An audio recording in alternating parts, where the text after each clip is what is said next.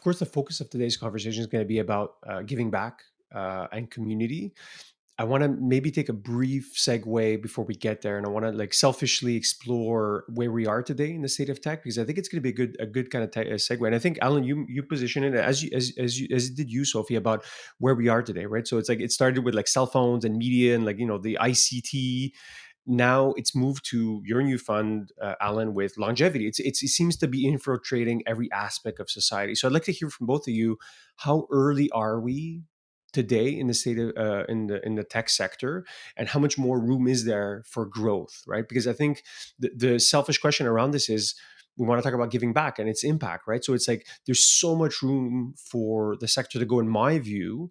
So it's kind of incumbent also to be thinking about more than just, let's say, shareholders, board, growth, funding, but think about the broader community, right? So that's kind of the segue I want to make. But I want to hear you about how early are we, given your decades of experience in tech. Maybe I can jump in. I think it's an interesting question because you're right.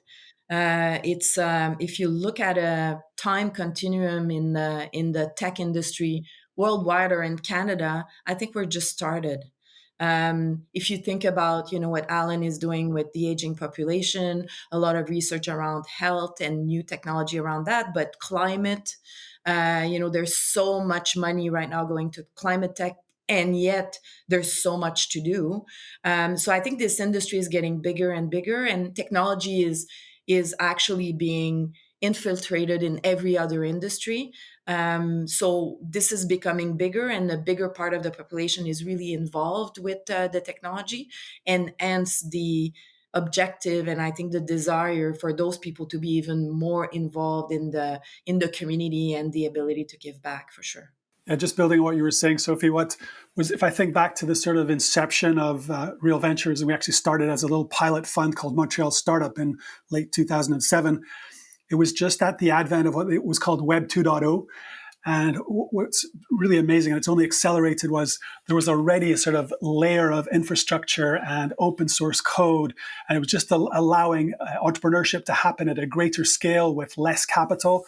And I think that's one of the most exciting things that, what's happened. This has been this sort of, it's been described as a Cambrian explosion.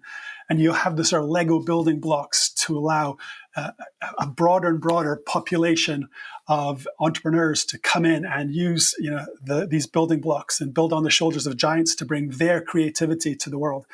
And that's one of the most exciting things, whether it's been with regard to just all the different segments of the population, different ethnicities, different ages coming to play a role in driving things forward. And so I kind of agree. Although some amazing things have happened in the last 4 decades that I've been in the professional world since graduating, still seems like in the early innings and so much potential.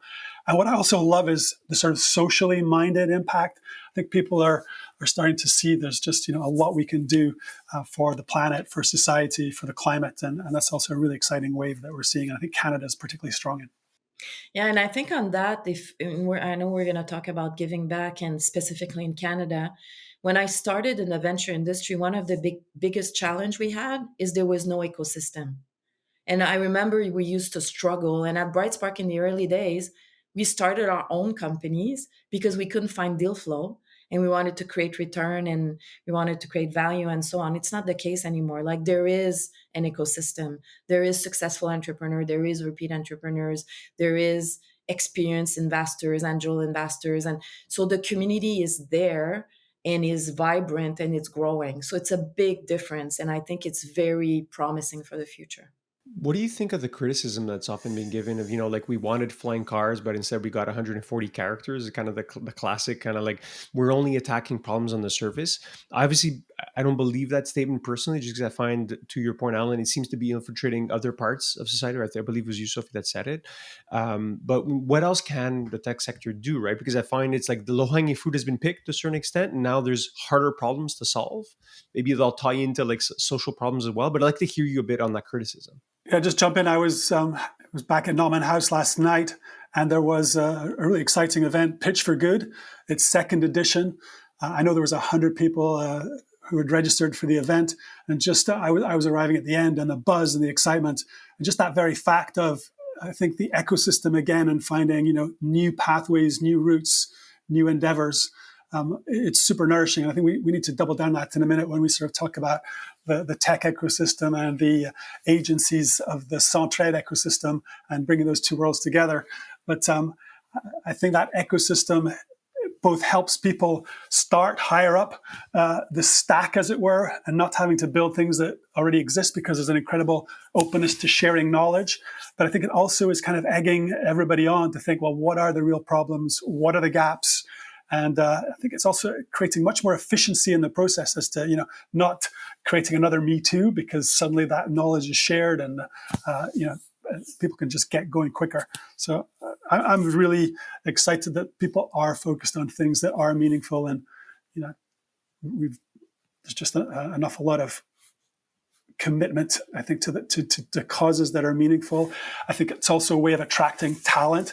It's such an essential thing that you have strong purpose within your company. So all of these things seem to be coming together with some of the challenges society is facing with regard to the motivation of the founders, and then attracting the talent around to actually build something that's going to be valuable and sustainable.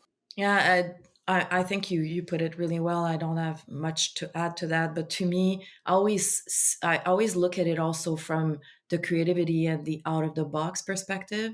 So I'm thinking a lot of some technologies are really focused on what you could call small problems, like that seem like futile, but I think there is big solving. Like think about Elon Musk being able to land a rocket, and I think there's big problems in the future, and just having the tech community addressing those problems, thinking out of the box, and being ambitious will make a difference. Maybe just one other element to that, Nectar.